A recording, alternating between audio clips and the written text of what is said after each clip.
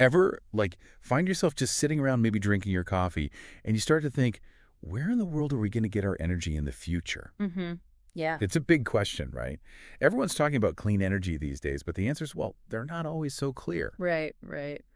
So today, we're going deep, diving into something pretty fascinating, uranium. Okay. We're taking a close look at Cameco, a major player in the uranium industry. We're going to figure out if their stock is, about to take off. Get ready, because things are about to get interesting. Yeah, Cameco. It's interesting where they sit in all of this. The whole globe seems to be shifting towards cleaner energy, and there they are. And nuclear power. Yeah. It seems like it's having a real moment again. Yeah. Despite, well, its history. It's true. It's kind of a trip back in time, but nuclear power, it's reliable and it's low carbon. Yeah, it's like everyone suddenly woke up and remembered, hey, nuclear power, we still have that. And those notes you have about net zero, that whole push seems to be a big reason for nuclear's comeback, right? It is. It absolutely is. This whole drive for net zero emissions, it's really got countries reevaluating their energy mix, and that's where nuclear power is, well, it's having a resurgence because it's consistent and reliable power without all that carbon. No fossil fuels. Wow. Which is, of course, the goal, right? Right. So that's where a company like Cameco comes in, right? Right. Because they're a major player in the uranium market, and you need uranium for these nuclear reactors. You can't have one without the other. And what's really interesting is that, with all this new interest, the price of uranium, it hasn't quite caught up to this surge in demand. Oh, interesting. Okay, so the need is there, but the price hasn't skyrocketed yet. Exactly. And Cameco, their argument, which I have to admit is pretty compelling, is that at the current price point, it doesn't make financial sense to open new uranium mines. Yeah, the profit has to be there to justify all of that. Right. So this is where established companies like Cameco, with their existing mines and stockpiles, they're in a really, really strong position. They're like the energy market's secret weapon. Yeah, they've got what everyone wants and needs, and this whole supply and demand thing, it's really working in their favor. Okay, so that's pretty huge. But they're not just sitting back and waiting for the money to roll in, are they? Not at all. They're actually quite proactive. They're locking in these long-term contracts. We're talking a decade or more with major energy providers. And get this, they're doing this right now just as uranium prices are expected to climb. Wow. Talk about being in the right place at the right time. Seriously. This strategy, it's brilliant. It guarantees them this steady, predictable income and protects them against market ups and downs. It's something their competitors, frankly, can only dream of at this point. It sounds like they're really playing the long game. But from what I'm seeing in my notes, they're not stopping there, are they? There are other things in the works. You're exactly right. They're looking to expand, too. Oh, wow. Okay.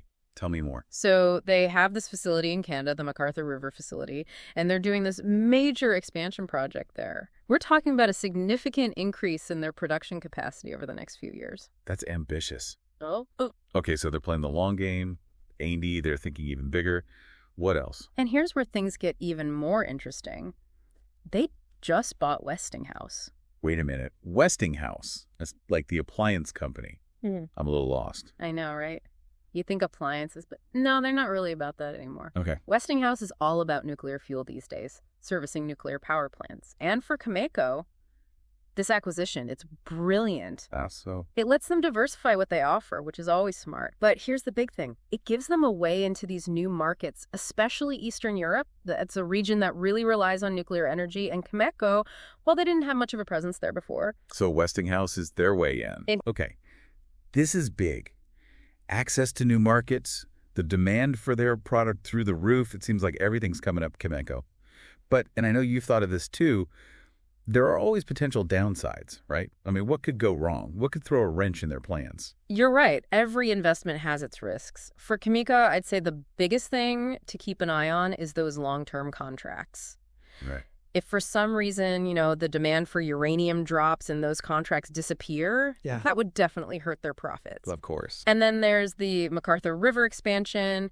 Yeah, it has huge potential, but it's not up and running yet. It's still in the works. Exactly.